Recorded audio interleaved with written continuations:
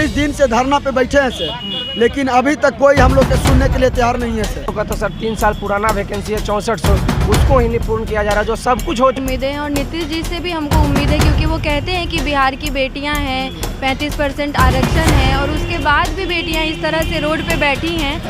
नमस्कार, मैं हूँ आशुतोष चंद्रा और आप देख रहे हैं यूबी न्यूज़। खास बात ये है कि रोज़गारों के लिए यहाँ पर मारामारी मची है, और लेकिन सरकार जो रोज़गार के नाम पर कर रही है वो किसी को समझ में नहीं आ रहा है। आपको एक छोटी सी तस्वीर हम दिखाना चाहते हैं, आप देखिए और समझिए कि क्या हालात बनते जा रहे हैं। यहाँ पर जूनियर इंजीनियर के जो अभ्यर्थी हैं वो आप देख सकते हैं। इन लोगों को लगभग कह सकते हैं कि इन लोगों की नौकरियाँ हो चुकी थी, और ये लोग आज धरने पर बैठे हुए हैं क्योंकि सरकार की तरफ से जो नोटिफिकेशन दिया गया था जूनियर इंजीनियरों का, वो वापस ले लिया गया है। अब सवाल ये उठ रहे हैं कि आखिर क्यों वापस लिया गया है। 6000 से ज़्यादा पद हैं। आप ज़रा बैनर देख लीजिए। 44 दिनों से धरने पर ये लोग बैठे हुए हैं। इन लोगों ने पढ़ाई की थी, सिलेक्शन भी हो गया। 2019 में रिजल्ट आया था, फॉर्म भराया था 2019 में। रिजल्ट आया अप्रैल में सर। क्या पूरा विस्तार से बताइए क्या हुआ? सर देखिए, बिहार सरकार के द्वारा 2019 में बिहार तकनीकी सेवा आयोग के थ्रू 6400 पदों पर जूनियर इंजीनियर की वैकेंसी आई, जिसमें बिहार सरकार के 8 विभागों की रिक्तियां थी। ठीक है सर। इसके बाद बीच में कोविड आया, लेकिन 2020 के दिसंबर में इसका काउंसलिंग शुरू हुआ और जनवरी 2021 में ख़त्म हो गया सर। उसके बाद लगभग 1.5 साल बाद मेरिट लिस्ट का प्रकाशन हुआ, जो मेधा सूची, अंतिम मेधा सूची कही जाती है, उसका 2 अप्रैल 2022 को मेधा सूची जारी कर दिया गया। बिहार तकनीकी सेवा आयोग के हम लोग के चयन विभिन्न जो विभाग है, 8 विभाग हैं, कार्य विभाग थी, उसमें नियुक्ति दे दी गई सर। लेकिन 2-3 दिन बाद 6 अप्रैल को यह कहते हुए उस मेरिट लिस्ट को वापस ले लिया गया कि यदि आवश्यकता हो तो इसमें कुछ संशोधन करके हम आपको फिर से मेधा सूची जारी करेंगे। लेकिन सर लगभग 4 महीना बीत चुका, 4.5 महीना, अभी तक दोबारा मेधा सूची जारी नहीं हुआ सर। हम लोग लगातार 44 दिन से धरना पे बैठे हैं सर, लेकिन अभी तक कोई हम लोग के सुनने के लिए तैयार नहीं है सर। अच्छा, ये जो गवर्नमेंट की पॉलिसी है 10 लाख नौकरियां देने की है, आपको लगता है कि 10 लाख नौकरी मिल जाएगी?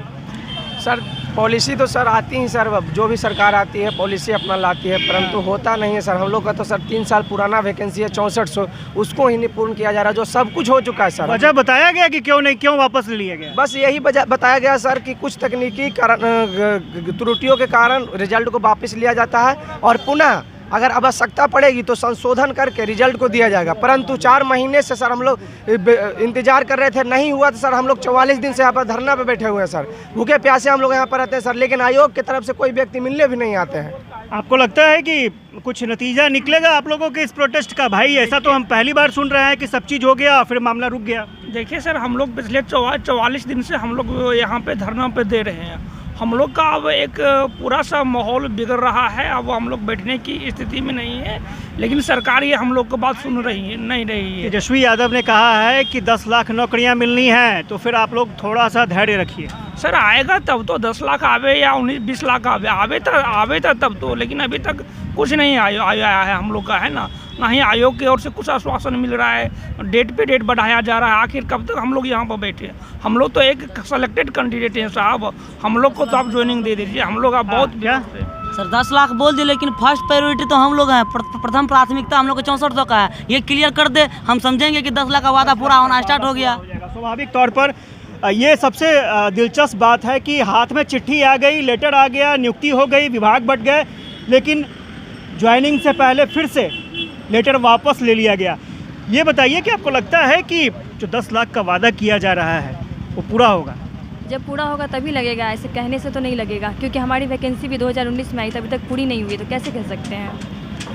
2019 में वैकेंसी आई, अब 2022 में 3 अप्रैल 2022 को रिजल्ट दिया गया, फिर 2 दिनों बाद ही वापस ले लिया गया, कुछ अराजकता फैलाने वाले लोगों के चक्कर में। मतलब वो लोग कुछ पता नहीं वो सही है गलत है नहीं पता, उनके लिए कहने पर ले लिया गया। लेकिन हम लोग 43 दिन से बैठे हुए हैं, हम लोग जेन्युइन कैंडिडेट है, सही कैंडिडेट चेक कर ले पूरा, फिर भी आयोग को कुछ फ़र्क नहीं पड़ रहा है, हमारा दुख तकलीफ नहीं दिख रहा है। उन लोग जो हमारे जिसका अनसेलेक्टेड उनका दिख जा रहा है। ये बताइए मैडम कि आपको लगता है कि कुछ नतीजा निकल पाएगा? सर देखिए, आज 44 दिन हो गए, 44 डेज से 11 जुलाई से हम लोग यहाँ बैठे हुए हैं। निष्कर्ष हम तो यही उम्मीद कर रहे हैं कि आयोग को कम से कम अब हमारी तकलीफ़ देखनी चाहिए, क्योंकि हम डिप्लोमा करके 2019 से इंतज़ार ही कर रहे हैं और आज भी हम यहाँ पे शांतिपूर्ण तरीके से बैठे हैं। हम कोई उग्र प्रदर्शन नहीं कर रहे हैं। तेजस्वी यादव नई सरकार में आए हैं, क्या उम्मीदें नजर आती हैं? उम्मीदें सर देखिए, हमको उनसे भी बहुत ज़्यादा उम्मीदें हैं और नीतीश जी से भी हमको उम्मीद है, क्योंकि वो कहते हैं कि बिहार की बेटियां हैं, 35% आरक्षण है और उसके बाद भी बेटियां इस तरह से रोड पे बैठी हैं और एक बार उनके तरफ से कोई मिलने के लिए भी नहीं आया है। तो क्या आप अपनी बेटी के साथ इस तरह से व्यवहार करेंगे? ये है वास्तविक स्थिति बिहार की, कि मजबूर हैं बेटियाँ यहाँ रोड पे बैठने के लिए।